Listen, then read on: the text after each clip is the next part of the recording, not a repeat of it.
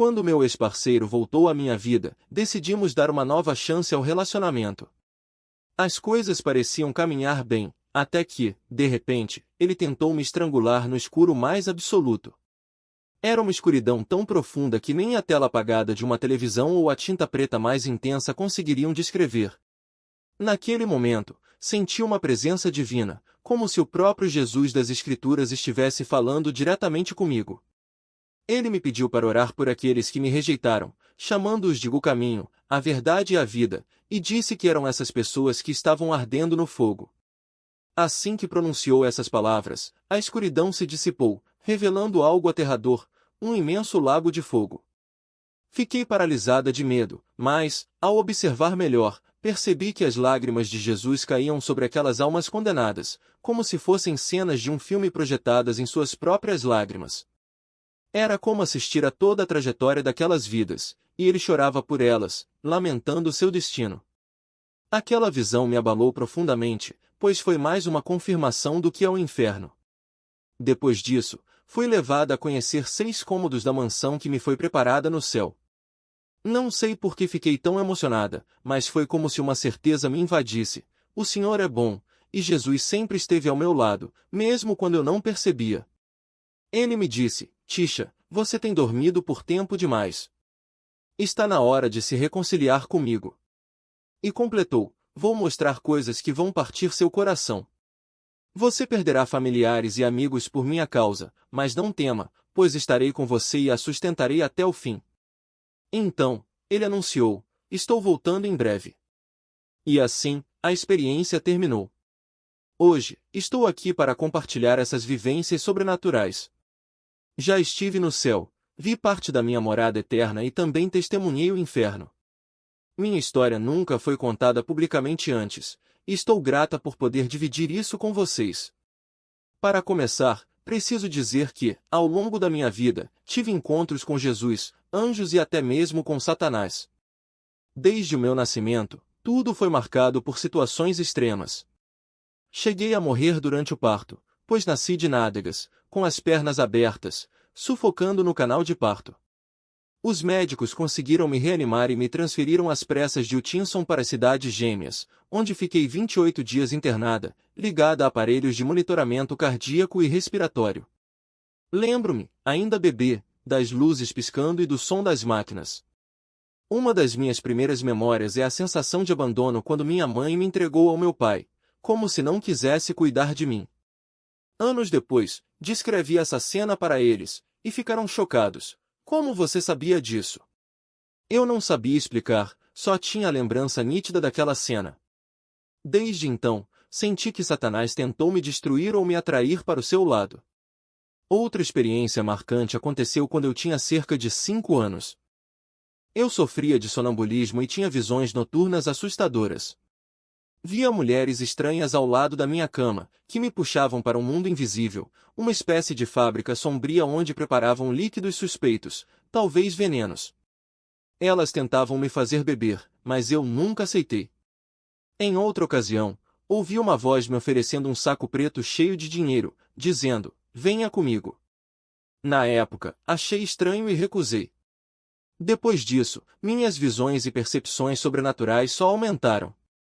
Eu sabia, por exemplo, que meu tio iria morrer, e tentei alertar minha família, mas eles me ignoraram, dizendo que eu tinha muita imaginação ou que era crédula demais. Só anos depois, já adulta, entenderam que eu realmente via coisas que os outros não viam. Minha infância foi difícil.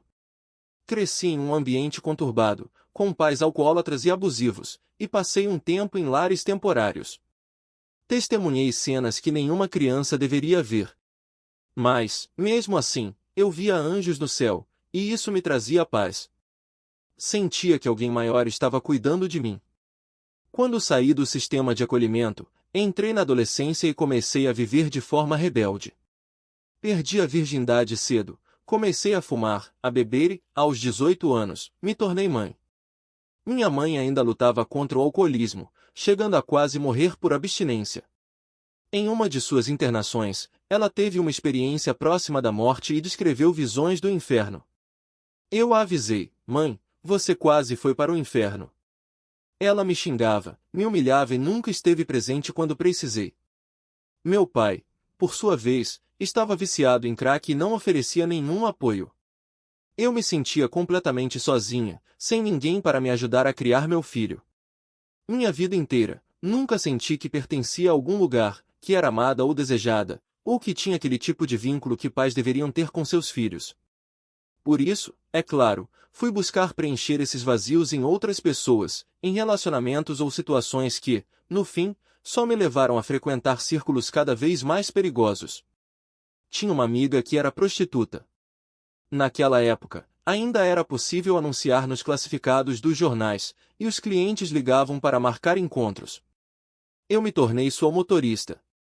Dirigi até as casas desses homens para que ela pudesse dormir com eles, e ficava esperando no carro a noite inteira. Às vezes, eles pediam alguém que se parecesse comigo, com a minha cor de pele. Eu não queria ir com eles, mesmo sabendo que Deus e Jesus sempre me falavam ao coração, mesmo sem eu frequentar a igreja, como se dissessem, não faça isso, você não deveria se envolver nisso, não tenha relações assim. Mas, apesar das convicções, havia momentos em que eu quase cedia. Minha amiga me dava um roteiro para seguir, diga que trabalha para uma agência de acompanhantes. Precisamos buscar o dinheiro antes, então você pode entrar comigo ou esperar aqui. Por algum motivo, eles sempre escolhiam esperar dentro de casa. Eu recebia cerca de $275 desses homens, dizia que já voltava e saía com o coração disparado. Mas era o que eu fazia para sobreviver, para sustentar a mim e ao meu filho. Houve épocas em que moramos no carro, sem ter para onde ir. Minha mãe sempre nos expulsava. Em certo momento, morei com um traficante. Eu vendia cocaína, tinha uns 5 clientes fixos, e, em troca, ele nos deixava ficar na casa dele com meu filho, que na época tinha quase 2 anos.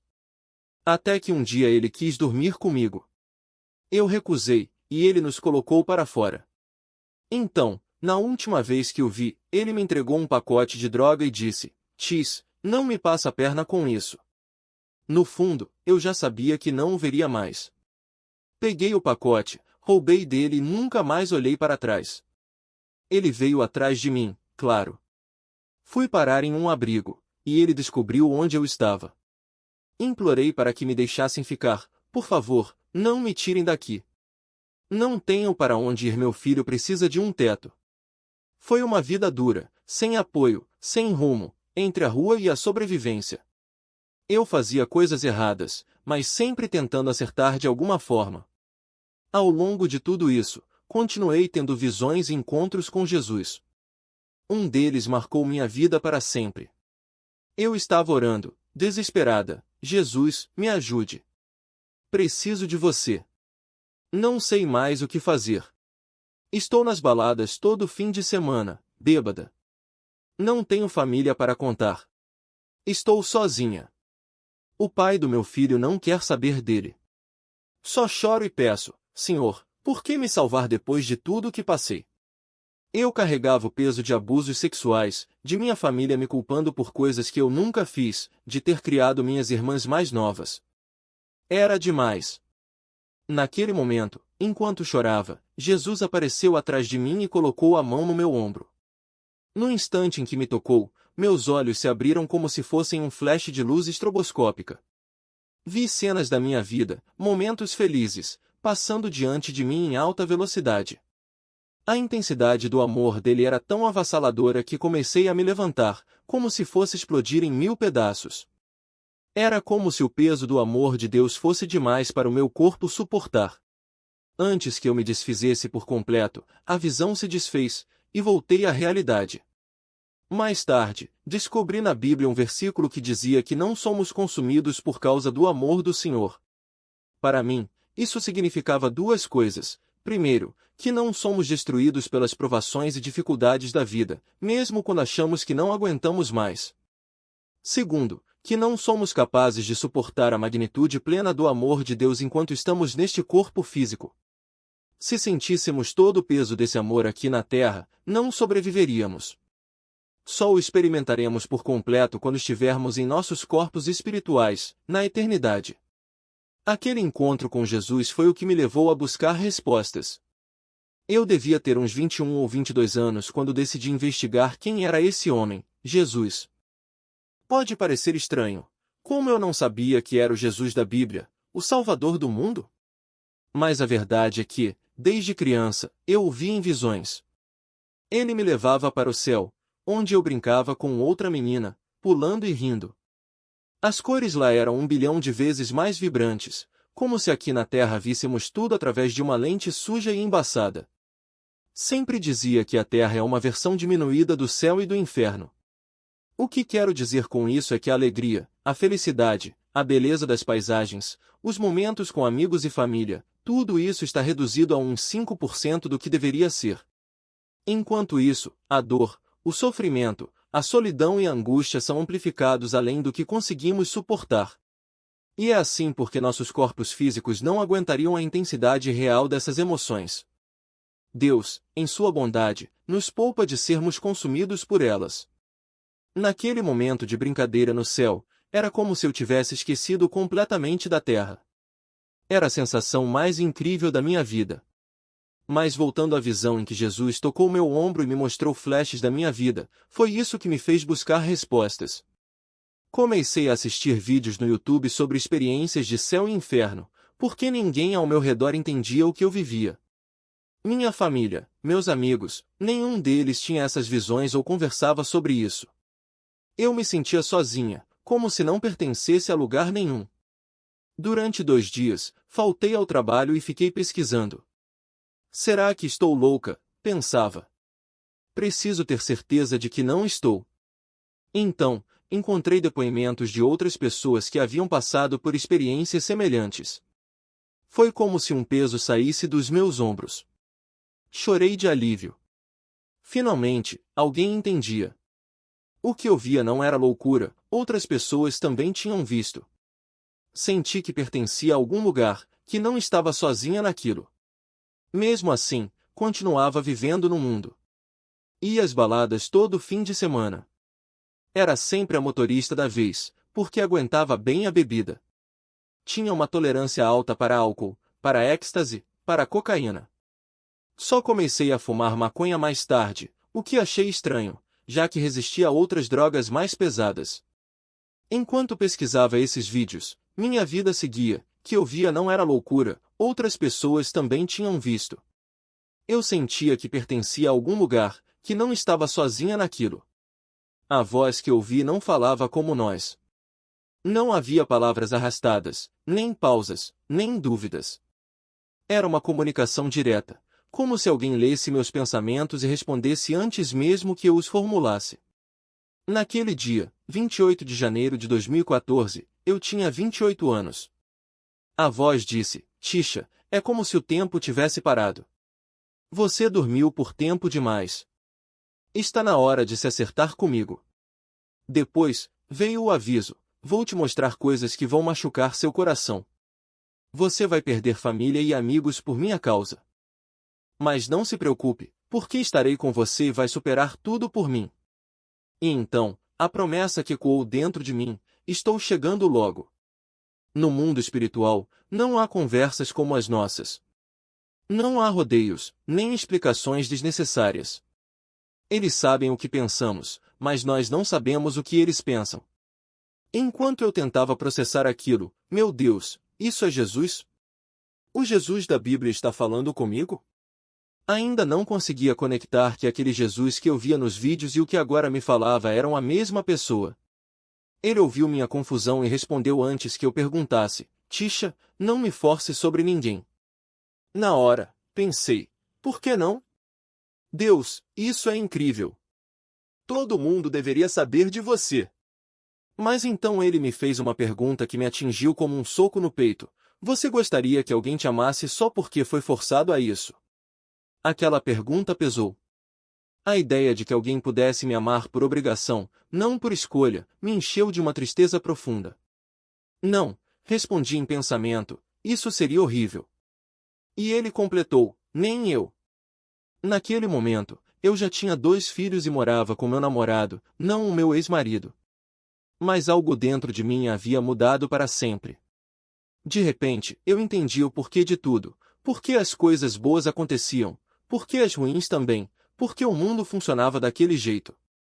Era como se uma cortina tivesse sido aberta e eu visse a verdade nua e crua. E, acima de tudo, eu sabia que Jesus me perdoara por tudo que eu já tinha feito. Corri para o quarto e despejei tudo no meu namorado. Não podemos mais viver juntos. Não podemos mais transar. Não somos casados. Falei dos videogames do meu filho, das minhas convicções novas, da urgência que sentia. As pessoas achavam que eu tinha enlouquecido, mas eu estava em chamas por Deus. Um mês depois, parei de fumar. Estava dirigindo para casa, tragando um cigarro, quando ouvi uma voz clara: "Você vai parar de fumar." Ignorei. Dei outra tragada. A voz veio de novo: "Você vai parar de fumar." Pensei, isso é coisa da minha cabeça. Mas então me lembrei do maço novo que tinha acabado de comprar, do cansaço do trabalho, da vontade de relaxar. Na terceira tragada, simplesmente não consegui puxar a fumaça. Era como se meus pulmões tivessem se fechado. Joguei o cigarro pela janela, irritada, e ouvi: "Você deixou Satanás e seus demônios entrarem em você por tempo demais. Nunca mais tocará nisso, mas vai querer, pelo resto da vida." E foi assim. Nunca mais fumei. Houve momentos em que o desejo voltou, mas nunca cedi. Desde então, mergulhei em uma busca intensa. Quem era Deus? Quem era Jesus? Quem era o Espírito Santo? Um dia, perguntei a Jesus: "Como eu não reconheci que era você?" Ele me levou a uma visão. De repente, estávamos no setor de hortifruti de um supermercado. As frutas e legumes brilhavam, perfeitos, convidativos. "Olhe ao redor", ele disse. "Você já ouviu falar deles, já os viu, já ouviu o que as pessoas dizem sobre eles. Mas só quando você prova e vê por si mesmo é que realmente sabe o que são." Então citou o Salmo 34:8, "Provem e vejam como o Senhor é bom." A emoção me tomou. Era como se, pela primeira vez, eu realmente soubesse. Aquele Jesus que sempre estivera ao meu lado era real. Ele me amava. E a partir dali, ele começou a me mostrar mais. "Tisha, eu me revelo de muitas formas para trazer meus amados de volta para mim." Ele me mostrou borboletas, pores do sol, pessoas passando na rua, pequenos sinais que faziam as pessoas pensarem em Deus, mesmo que nem sempre voltassem para ele. Era assim que ele trabalhava, em detalhes, em sutilezas, em amor persistente. Mas a vida não era só luz. Eu não queria me casar, na verdade, se dependesse de mim, teria vivido como o mundo vivia, centrada em mim mesma. Mas Jesus havia me mostrado algo maior. Então, casei-me com minha esposa em pouco tempo. E então vieram as provações mais sombrias. Fui envolvido em práticas de bruxaria. Não por escolha, mas por pressão. Queriam me iniciar como uma bruxa de alto escalão no reino das trevas, alguém capaz de causar danos ao reino dos céus. Graças a Deus, ele já estava comigo, me mostrando a verdade antes que eu caísse. Alguns rituais de iniciação eram grotescos, um deles envolvia arrancar os olhos de um cachorro, tínhamos um em casa, e esfregar o líquido ocular em mim. Minha mãe, mesmo sem entender direito, sempre dizia ao meu marido: "Não mexa com ela. Ela é filha de Deus."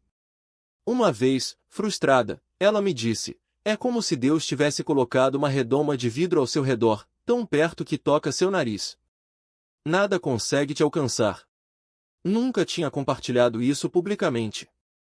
É algo grande demais. A maioria das pessoas, até mesmo cristãos, não fala sobre bruxaria, possessões ou como o mal opera. Mas é real. Durante 11 anos frequentando igrejas, nunca ouvi ninguém mencionar essas coisas. Ninguém me preparou para o que estava por vir. E, no entanto, lá estava eu, no meio de uma batalha que poucos entendiam. E algo dentro de mim simplesmente soube. Não foi um pensamento racional, nem uma voz audível, foi como se uma verdade invisível se revelasse de repente, como um interruptor sendo acionado no escuro. Eu estava sozinha no quarto de hotel, mas não estava. Havia uma presença ali, uma tensão no ar que não vinha do vento ou do barulho da rua. Era como se o próprio ambiente estivesse carregado de uma energia que eu já conhecia, mas nunca havia sentido com tanta intensidade. O homem que eu vinha profetizando há 2 semanas, aquele que aparecia todos os dias no mesmo horário, com a mesma expressão vazia, como se estivesse esperando algo, não era quem dizia ser. Naquele momento, entendi, ele tinha sido enviado. Não para ouvir palavras de Deus, não para receber cura ou direção, mas para me silenciar permanentemente.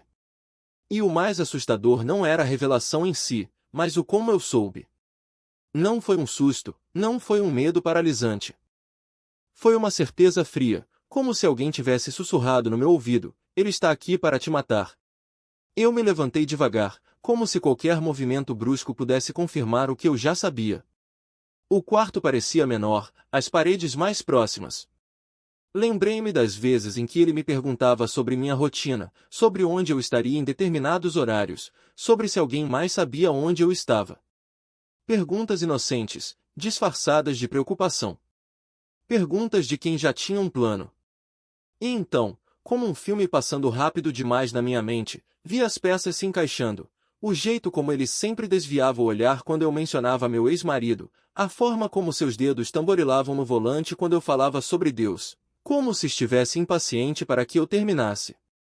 Até mesmo o modo como ele me olhava quando eu profetizava, não com admiração, mas com uma espécie de cálculo, como se estivesse medindo quanto eu era perigosa para eles.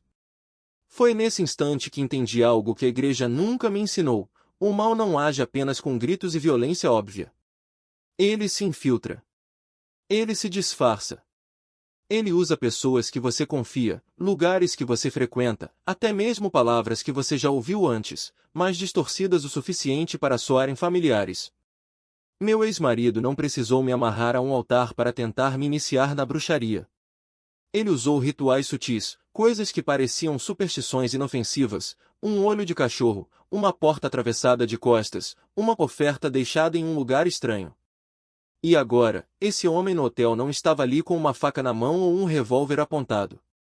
Ele estava ali com perguntas, com uma falsa preocupação, com um disfarce tão bem construído que eu quase caí nele. Mas Deus não me deixou cair. Naquela manhã, eu não orei pedindo proteção. Eu não clamei por um milagre. Eu simplesmente sabia que não podia ficar ali. Não era medo, era discernimento, uma clareza que vinha de um lugar mais profundo do que a lógica. Peguei minhas coisas em silêncio, sem pressa, como se estivesse saindo para um compromisso qualquer. Quando passei pela recepção, o homem estava lá, parado perto da porta, como se estivesse esperando por mim. Nossos olhares se cruzaram por um segundo, e foi como se ele também soubesse que eu sabia. Não houve palavras, não houve ameaças. Apenas um reconhecimento mútuo de que o jogo tinha acabado. Saí para a rua e respirei fundo. O ar estava gelado, típico de Minnesota naquela época do ano, mas eu não sentia frio.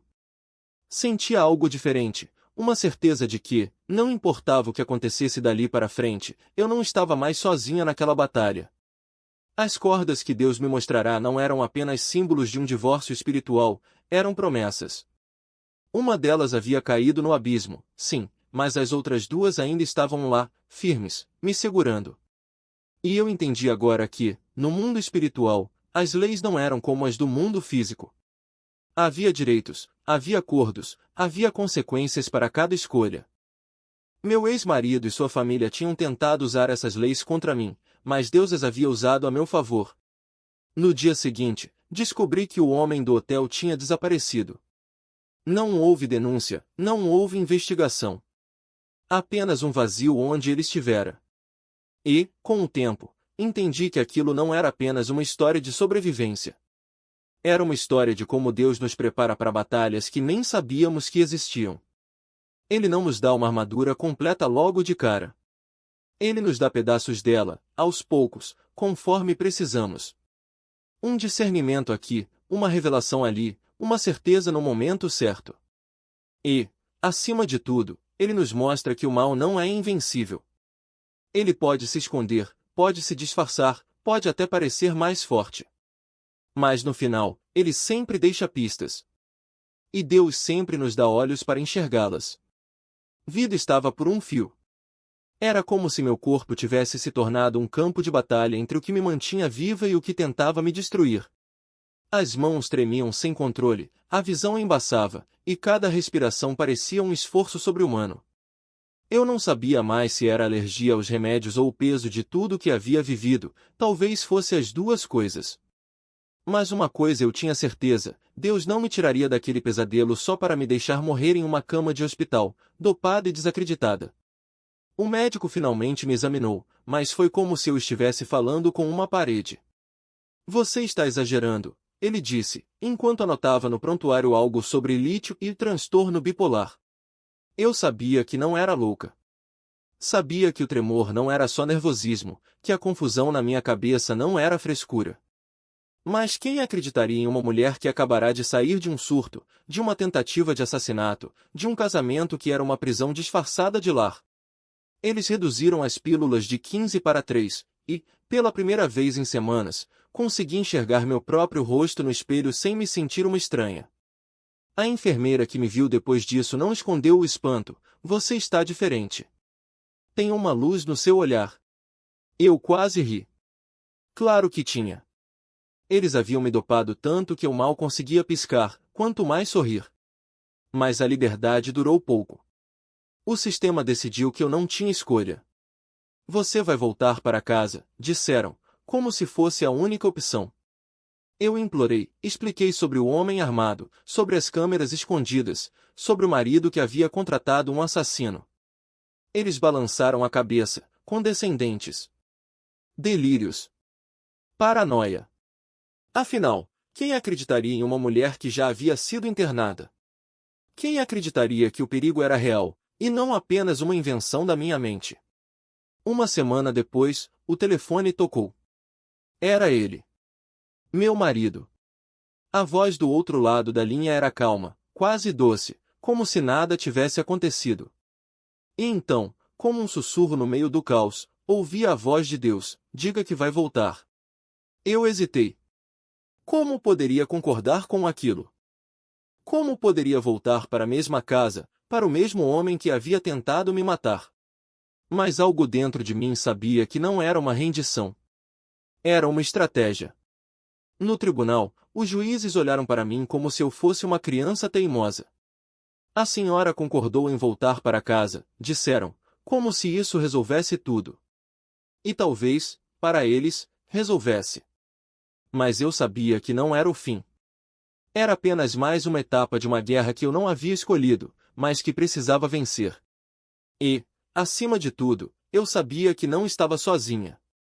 Deus havia me mostrado as pistas, me dado as armas, me ensinado a lutar mesmo quando tudo parecia perdido. Agora, era hora de confiar que Ele também me mostraria o caminho de volta, não para a prisão, mas para a liberdade. Desaparecendo no ar, como se alguém tivesse passado uma esponja molhada sobre ela. E então entendi, aquela mancha escura não era sujeira, era o peso de todas as escolhas que ela carregava. A mulher estava ali, mas não estava, como se uma parte dela já tivesse sido apagada muito antes de morrer. O homem continuava caminhando pelo caminho de terra batida, os passos pesados, como se cada um deles o arrastasse para mais longe da cerca branca. E eu sabia, sem que ninguém precisasse me dizer, que aquele era o caminho que ele havia escolhido. Não o da multidão, não o da luz que brilhava por trás da cerca, mas o seu próprio, estreito, gasto, sem volta. De repente, o chão sob seus pés começou a se abrir, como se a terra estivesse cansada de suportá-lo. Ele não gritou, não tentou se agarrar a nada. Apenas caiu, devagar, como uma folha que se solta de uma árvore no outono. E quando chegou ao fundo, não havia fogo, nem gritos, nem demônios de chifres. Havia apenas um silêncio tão denso que parecia sugar o ar dos meus pulmões. Foi então que Jesus me mostrou o que ele poderia ter sido. A visão mudou, e eu estava de volta àquele mesmo campo, mas agora tudo era diferente. A cerca branca brilhava como se fosse feita de pérolas, e as pessoas atrás dela não estavam paradas, estavam dançando, rindo, como se o próprio ar vibrasse de alegria.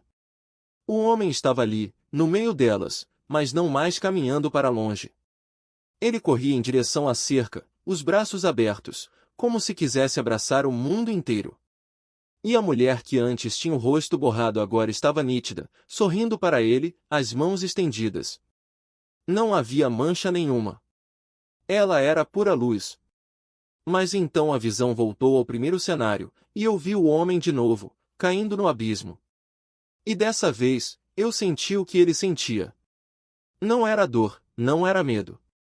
Era um vazio tão profundo que fazia o peito doer, como se alguém tivesse arrancado algo de dentro dele e deixado apenas um buraco onde antes havia um coração.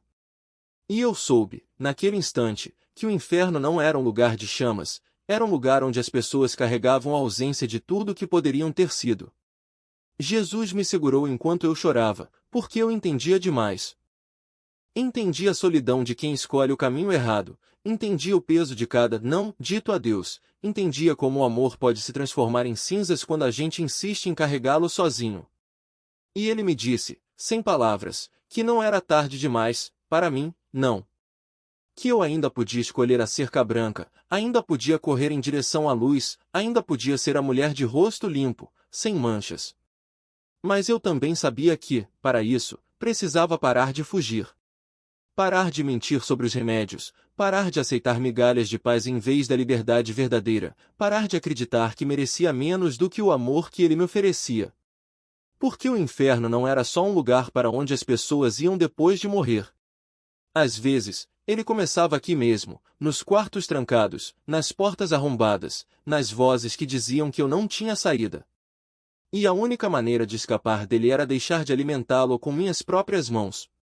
Em algum lugar entre o céu e a minha própria incredulidade, Jesus me mostrou como até mesmo aqueles que conhecem Deus, que ouviram falar dele, que sabem o que é certo e errado, podem escolher viver como se ele não existisse. O homem que havia partido não era um estranho para a verdade. Ele sabia das palavras, das promessas, do amor que o aguardava. Mas decidiu seguir seu próprio caminho, como se a liberdade fosse sinônimo de ignorar as consequências. E Deus, sendo o cavalheiro que é, respeitou essa escolha. Afinal, o livre-arbítrio não é uma armadilha, mas um presente mesmo quando usamos para nos afastar daquele que nos criou. O que me chocou não foi apenas o destino daquele homem, mas como sua indiferença havia se espalhado como uma mancha de tinta em papel. A dor que ele causou àquela mulher não ficou nela. Ela sangrou sobre outros, e esses, por sua vez, transmitiram o veneno adiante. 1000 vidas contaminadas por uma única escolha egoísta. Era como assistir a uma reação em cadeia, uma gota de sofrimento se multiplicando, infectando tudo ao redor. E então, Jesus me revelou a raiz de tudo. Não importava quantas pessoas tivessem sido feridas no caminho, no fim, a origem daquela dor monstruosa estava nele. Em suas palavras duras, em seus atos de crueldade, em sua recusa em amar como havia sido amado. Foi ali que entendi, de verdade, o peso das nossas ações. Cada palavra que dizemos, cada gesto que fazemos, cada pessoa que cruzamos nosso caminho, tudo fica registrado. Não como um julgamento frio, mas como uma colheita inevitável. A Bíblia diz que há vida e morte no poder da língua porque nossas palavras não são apenas sons no ar. Elas são sementes. E sementes, uma vez plantadas, crescem. Podemos cultivar frutos bons de amor, paciência, perdão ou frutos podres ódio, amargura, destruição. Deus não corta a árvore ruim por capricho. Ele a corta porque ela não produz nada além de espinhos. E nós? Somos os jardineiros das nossas próprias vidas. Ver aquilo foi como levar um soco no peito. Entendi porque alguns acabam no inferno não por um castigo arbitrário, mas porque escolheram, dia após dia, alimentar o fogo em vez de apagá-lo. Entendi porque Jesus insiste em que tratemos os outros como gostaríamos de ser tratados, porque cada ato de bondade é um tijolo na construção do céu, e cada ato de crueldade é um tijolo na construção do inferno. Entendi porque precisamos morrer para nós mesmos todos os dias, renovar nossas mentes, resistir aos impulsos da carne e do mundo. Porque o que plantamos hoje, colheremos amanhã. E quando chegarmos diante de Deus, não haverá desculpas, nem arrependimentos tardios, nem segundas chances. Veremos, com nossos próprios olhos, o impacto de cada escolha. Sentiremos, na pele, o que aqueles que ferimos sentiram. E não haverá como voltar atrás. Outra visão me atravessou como um raio. Eu estava em oração quando, de repente, me vi dentro de um ônibus urbano. O veículo estava sujo, as janelas embaçadas, e os limpadores de para-brisa lutavam em vão para limpar a lama que cobria o vidro. Olhei ao redor, confusa. Onde estou? Para onde estou indo? Não conseguia enxergar nada. Então, Jesus falou: Tisha, ore por sua família, por seus amigos, por aqueles que estão espiritualmente cegos e adormecidos. No mesmo instante, fui arrancada daquele ônibus e me vi em pé, em meio a uma escuridão tão densa que não conseguia ver minha própria mão à frente do rosto. O ar estava carregado de fumaça, e o único ponto de referência era uma parede de pedra à minha esquerda fria, áspera. Real Jesus, onde estou? Sussurrei, o pânico subindo pela garganta. Foi então que ele apareceu. Não como eu o imaginava, radiante e majestoso, mas ajoelhado, curvado, como se carregasse o peso do mundo nos ombros. Um de seus braços repousava sobre o joelho direito, enquanto o outro sustentava o corpo. E ele chorava. Não eram lágrimas discretas, mas um pranto profundo, visceral, como se cada gota fosse feita de dor líquida. As lágrimas escorriam por seu rosto como resina, grossas, vivas, e caíam no chão com um som que ecoava dentro de mim. Por que está chorando? Perguntei, a voz trêmula. E ele respondeu: ore por aqueles que me rejeitaram como o caminho, a verdade e a vida. Esses são os que estão queimando. No mesmo instante, a fumaça se dissipou. Diante de mim, estendia-se um lago de fogo, vasto e terrível. Mas o que mais me assombrou não foi o fogo em si, mas o que vi nas lágrimas de Jesus. Quando olhei para ele novamente, as lágrimas que escorriam de seus olhos não eram mais apenas água, eram telas. Em cada gota, passavam cenas das vidas daqueles que ardiam no lago. Eu via suas escolhas, seus erros, suas recusas em se arrepender. E Jesus chorava por cada um deles. Não com raiva, não com desdém, mas com um amor tão profundo que partia o coração. Ele não queria que ninguém se perdesse. Ele não queria que ninguém queimasse. E me pediu que orasse por eles, por aqueles que o haviam trancado para fora de suas vidas.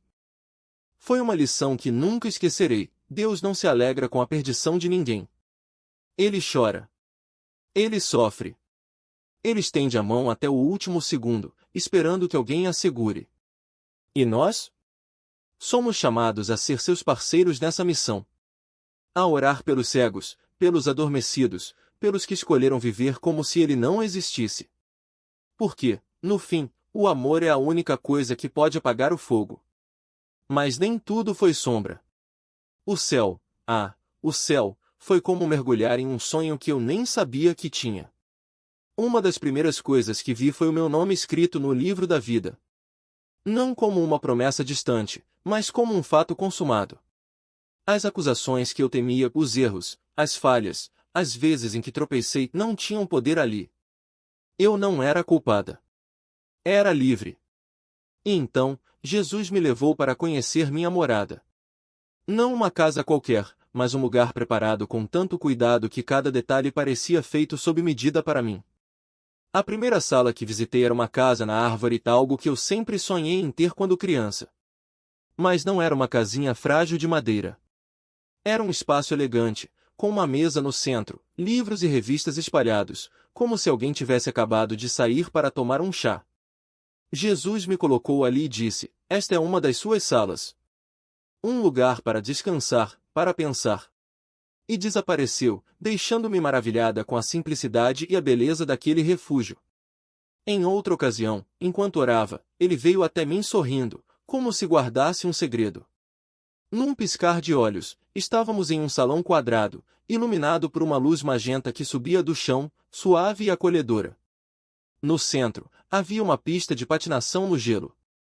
E lá estava ela, uma garota girando, saltando, deslizando com uma graça que parecia impossível. Olhei para Jesus, impressionada. Ela é incrível, comentei. E ele sorriu: é você. Quando a patinadora se virou, reconheci meu próprio rosto. Era eu, realizando um sonho que sempre tive, mas que nunca consegui alcançar na terra. E ali, naquele salão, entendi, no céu, cada desejo do nosso coração que foi entregue a Deus se transforma em realidade. Cada talento não explorado, cada paixão não vivida, cada sonho adiado, tudo ganha vida. Outra porta se abriu para um quarto que parecia feito de oceano. As paredes brilhavam com tons de azul e verde, e o som das ondas ecoava suavemente. Era como se eu pudesse mergulhar na água a qualquer momento, sentir a correnteza me envolver. E Jesus me disse: este é o seu lugar de cura. Porque, no céu, até as feridas mais profundas se transformam em beleza. Até os lugares onde fomos quebrados se tornam espaços de paz. E cada sala, cada canto daquela mansão, era uma promessa: Deus não apenas nos perdoa. Ele nos restaura. Ele nos dá de volta tudo o que perdemos e muito mais. E ali, diante de mim, estava ele. Meu filho. Não como um bebê frágil, mas como uma criança radiante, cheia de vida e alegria. Seus olhos brilhavam com uma luz que não vinha do sol, mas de dentro dele, como se carregasse o próprio reflexo do céu. Ele correu em minha direção com os braços abertos, e eu o peguei no colo, sentindo o peso do amor que nunca havia deixado de existir, mesmo que por tão pouco tempo ele tivesse estado em meus braços na terra. Jesus estava ao meu lado, observando com um sorriso que dizia mais do que qualquer palavra. Aqui, eles não crescem sozinhos, ele sussurrou. Aqui, eles são completos. Aqui, eles são amados como você sempre sonhou. E então, como se lesse meus pensamentos, ele me mostrou mais. Não era só meu filho ali. Havia outros, pequenos rostos que eu reconhecia no fundo do meu coração, mesmo sem nunca tê-los visto antes. Eram os filhos que eu havia perdido sem saber, aqueles que Deus já havia recolhido em seus braços antes mesmo que eu pudesse nomeá-los. Um deles, uma menininha de cabelos cacheados como os meus, estendeu a mão e tocou meu rosto. Mamãe, nós estamos bem, ela disse, como se soubesse exatamente o que eu precisava ouvir. E naquele momento, algo dentro de mim se quebrou e se refez ao mesmo tempo. Não era tristeza, era alívio. Era a certeza de que, mesmo nos lugares onde a dor parecia insuportável, Deus estava tecendo algo lindo. Ele não apaga nossas lágrimas só para nos deixar vazios. Ele as transforma em rios que levam a lugares onde a saudade não machuca mais. Meu filho me puxou pela mão, querendo me mostrar algo. Olha, mamãe, ele apontou para um jardim onde as flores não murchavam e os pássaros cantavam em harmonia. Aqui, a gente pode brincar para sempre. E eu ri, porque era impossível não rir diante daquela alegria pura. Não havia pressa, não havia medo, não havia o peso do mundo. Só havia tempo para abraçar, para correr, para sussurrar segredos no ouvido de Deus. Jesus me explicou que aqueles eram os meus tesouros. Não ouro ou pedras preciosas, mas momentos assim, momentos em que o amor se torna tangível, em que as feridas se transformam em asas. Você guardou cada lágrima, ele disse, e eu guardei cada sonho que você teve por eles. Aqui, nada se perde.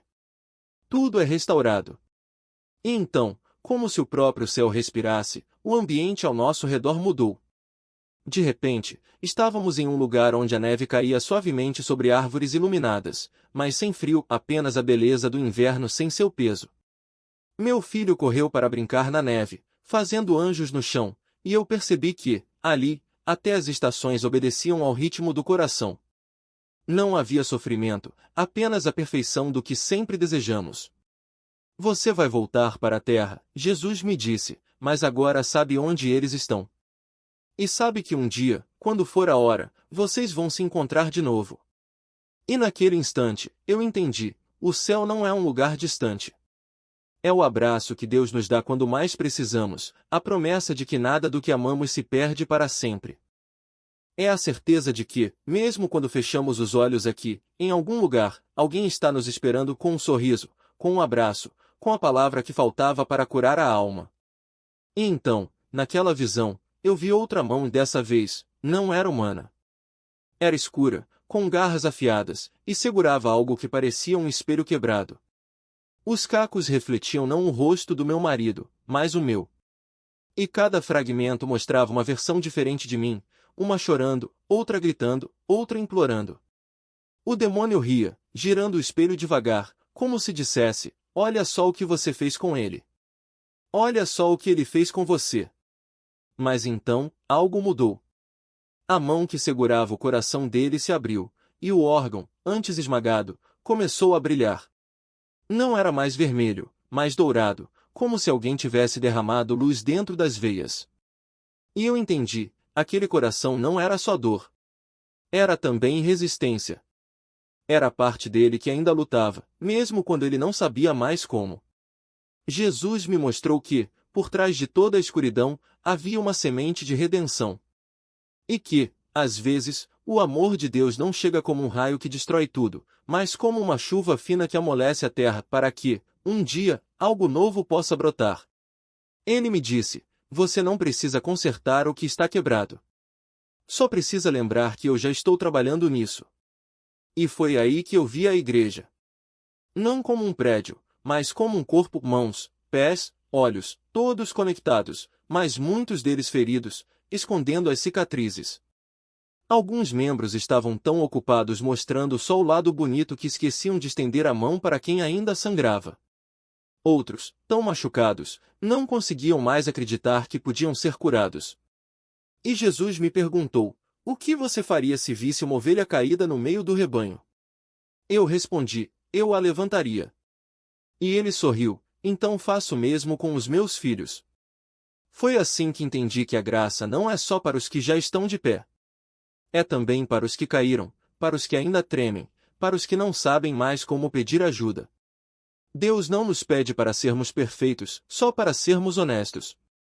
E às vezes, a honestidade mais profunda é admitir que estamos cansados, que dói, que não sabemos como seguir. Hoje, quando olho para trás, vejo que cada lágrima, cada noite em claro, cada vez que achei que não ia aguentar tudo isso foi parte de um caminho que Deus já tinha traçado. Não porque Ele quisesse me ver sofrer, mas porque sabia que, no fim, eu entenderia algo importante, que a fé não é a ausência de dor, mas a certeza de que, mesmo no escuro, Ele está segurando a minha mão. E sabe o que mais? Quando eu menos esperava, Deus me deu um presente. Não foi a volta dos meus filhos biológicos, embora eu saiba que eles estão bem, brincando naquele campo de flores. Foi a chance de ser mãe de novo. De 4 crianças que precisavam de alguém que as amasse sem condições, que as ensinasse que Deus não desiste de ninguém. E hoje, quando elas me abraçam, eu sinto que estou abraçando também o menino de 9 anos e a menina de 8 que um dia me disseram: não chore, mamãe. Nós estamos bem. Porque, no fim das contas, o céu não é só um lugar para onde vamos. É também o que carregamos dentro de nós mesmo quando a vida parece não fazer sentido. É a voz que sussurra: eu estou aqui, quando tudo que ouvimos é o silêncio. É a promessa de que, não importa quantas vezes a gente caia, Deus já preparou um jeito de nos levantar.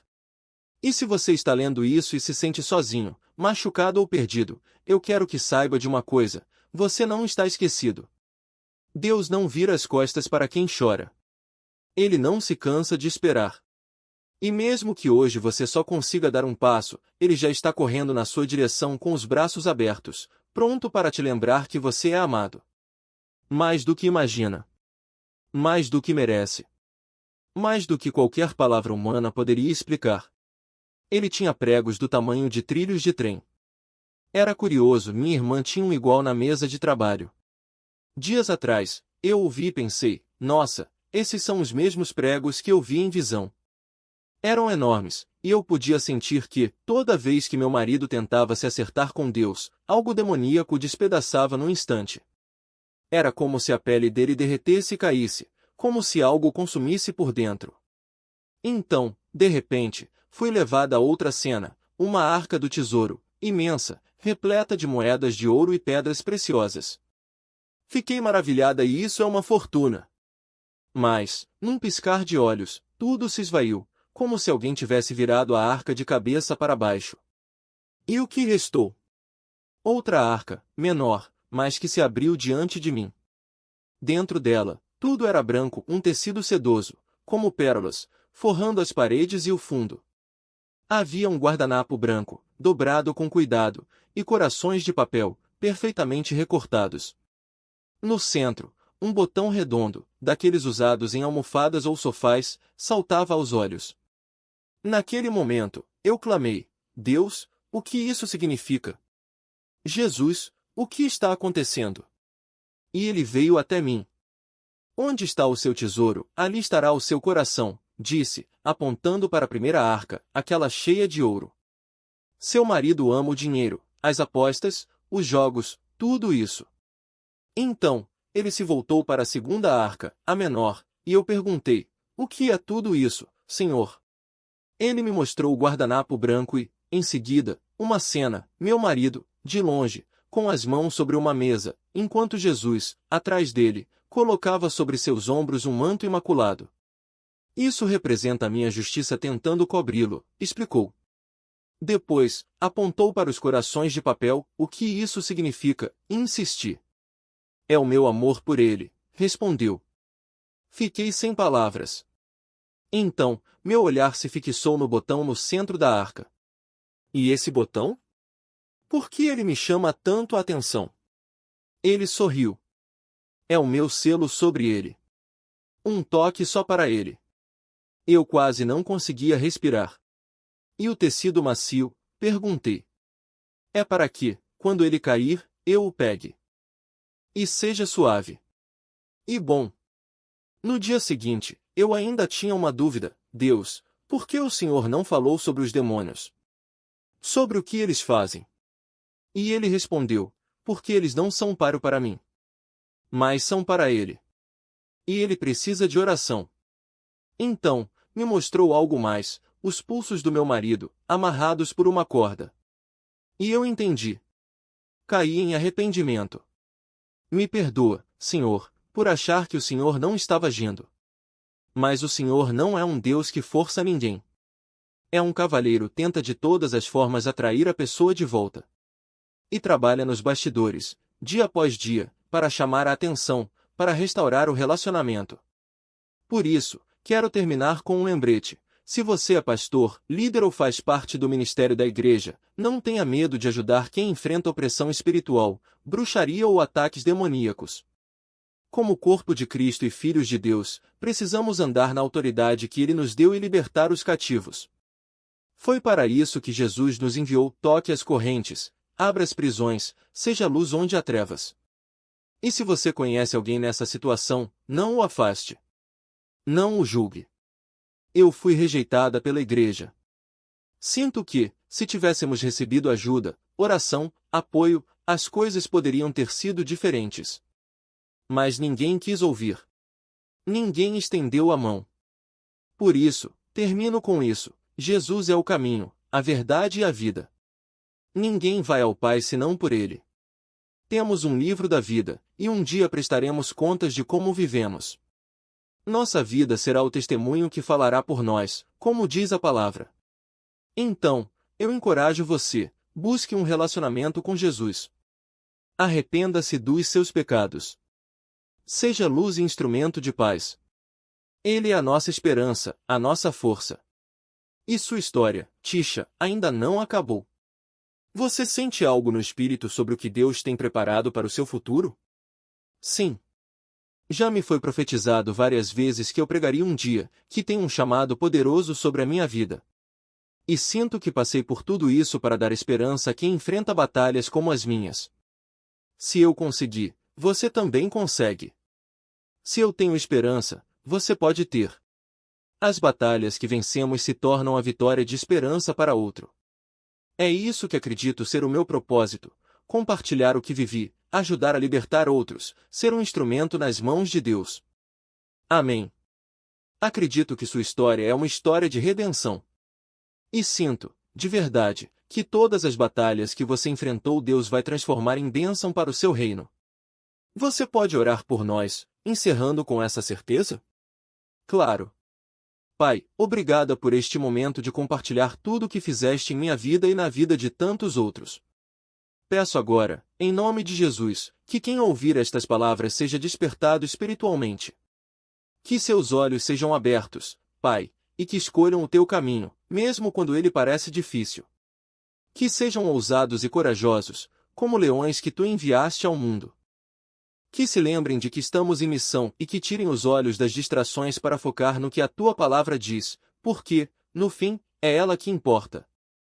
É ela que nos guia pelo caminho certo. Que possamos, Pai, estar unidos em um só propósito, com fome de Ti, com fogo que não se apaga. Que este testemunho toque alguém, faça lembrar da Tua bondade, de que Tu estás com eles e por eles. No poderoso nome de Jesus. Amém.